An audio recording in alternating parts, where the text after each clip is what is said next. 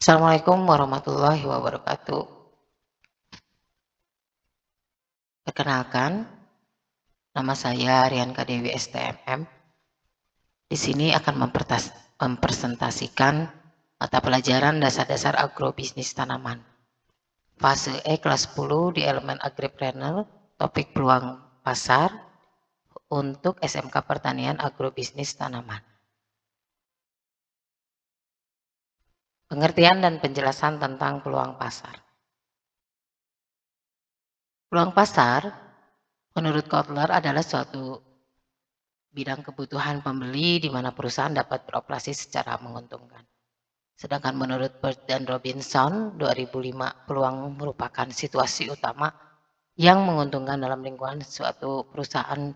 Salah satunya adalah tren usaha. 4 langkah analisis peluang pasar untuk bisnis baru. Yang pertama, 1, mengamati kebutuhan yang diperlukan oleh konsumen. Yang kedua, mengenal lebih dekat konsumen. Ketiga, menentukan target pasar secara spesifik. 4, menilai persaingan. Konsep peluang pasar di sini ada menurut beberapa pendapat ya. Yang pertama, Kotler 1997 adalah bahwa peluang pasar ini suatu bidang kebutuhan pembeli di mana perusahaan dapat beroperasi secara menguntungkan. Menurut Bird dan Robinson adalah situasi penting yang paling menguntungkan dalam lingkungan perusahaan. Menurut Kotler 1997, potensi pasar adalah batas yang didekati oleh permintaan ketika pengeluaran pemasaran industri mendekati tak terhingga untuk lingkungan yang telah ditentukan. Menurut Kartajaya 2002, memberikan pengertian segmentasi adalah tentang pemetaan mapping suatu pasar menjadi beberapa kategori dengan mengumpulkan perilaku yang serupa dari pelanggan ke dalam sebuah segmen.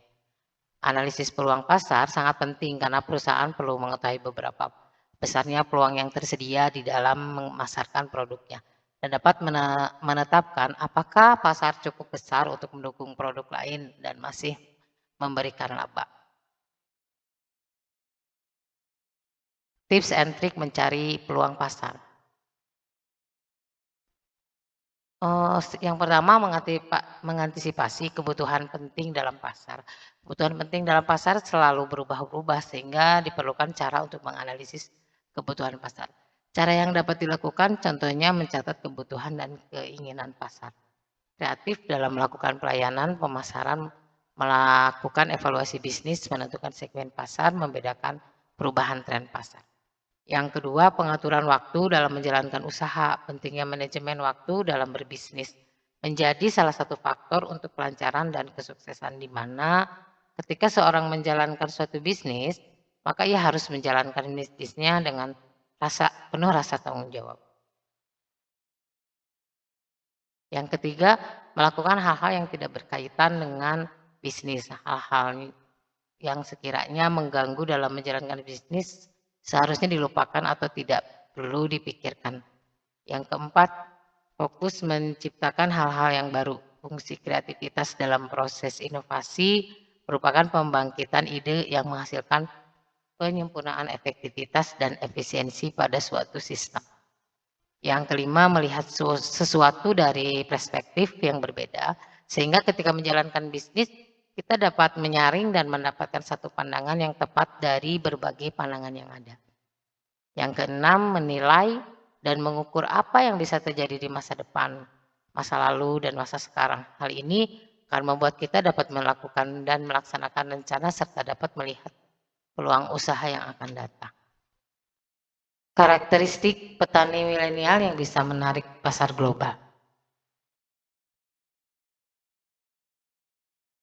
Petani milenial ini adalah petani yang berusia sekitar 1939 tahun.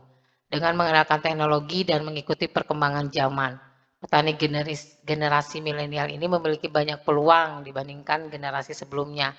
Dan tentunya juga membutuhkan dukungan dari pemerintah. Sudah banyak program-program petani milenial yang terbesar. Tujuannya adalah mengajak para petani untuk mengembangkan keterampilan dan pengetahuan. Dengan melibatkan kemajuan teknologi dapat memperoleh nilai tambah dan meningkatkan penjualan produk peluang. Ini harus dimaksimalkan agar semakin banyak anak muda yang terjun ke dunia pertanian. Faktor yang mempengaruhi karakteristik petani milenial dan dampaknya adalah penumbuhan petani milenial baru. Karakteristik petani milenial diduga dipengaruhi oleh faktor seperti ciri individu, kompetensi teknik, kompetensi manajerial, dan kompetensi sosial. Hasil pengujian PLS memperlihatkan bahwa model memiliki pengaruh antara ciri individu, kompetensi teknis, kompetensi manajerial, dan kompetensi sosial terhadap karakteristik petani milenial. Perubahan yang menunjukkan paling besar pengaruhnya adalah di kompetensi teknis dan kompetensi sosial. Di sini ada kelompok pendidikan petani ya. Berdasarkan pada gambar di atas, yang pertama itu pendidik petani mayoritas adalah sekolah dasar. Petani dengan pendidikan tinggi sangat sedikit ya. Hal inilah yang menyebabkan pertanian di Indonesia ini belum sepenuhnya maju. Tingkat pendidikan cukup penting karena di masa sekarang banyak persaingan yang mengandalkan kemajuan teknologi dan komunikasi. Selain itu, petani kecil cenderung bekerja hanya untuk memenuhi kebutuhan keluarga saja. Lahan yang dimiliki petani tidak luas sehingga tidak berperan penuh dalam kebutuhan pasar. Selain itu, petani kecil tidak sering bekerja mengikuti musim dan kerap terjadi gagal panen. Hal ini yang membuat kondisi finansialnya kecil, sedangkan untuk menerapkan teknologi dalam bertani membutuhkan biaya yang tidak sedikit. Mukasa 2018.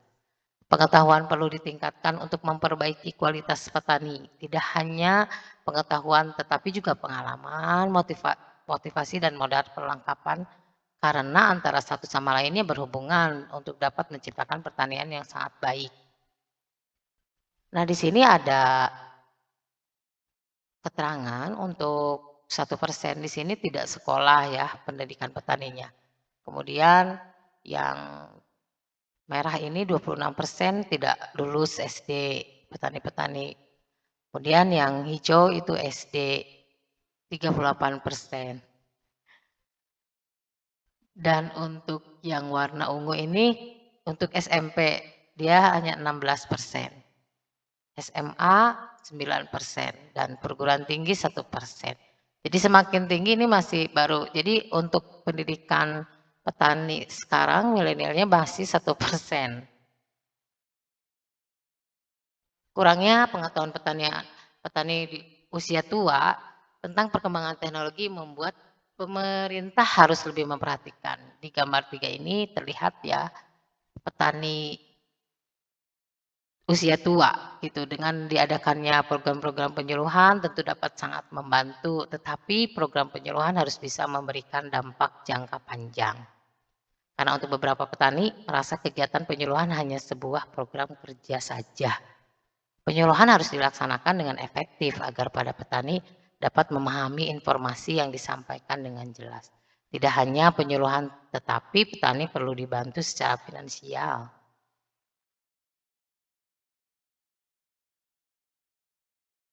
Kesimpulan dari materi di sini adalah berdasarkan uraian di atas ya dapat disimpulkan bahwa pertanian Indonesia ini tertinggal jauh dari pertanian di negara lain.